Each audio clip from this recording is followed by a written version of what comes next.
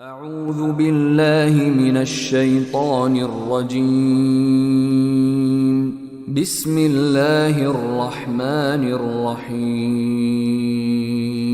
هو الذي جعل لكم الأرض ذلولا فامشوا في مناكبها وكلوا من رزقه وإليه النشور.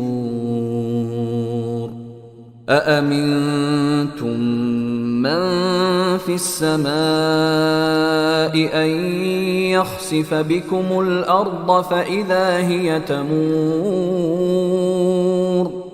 أم أمنتم من في السماء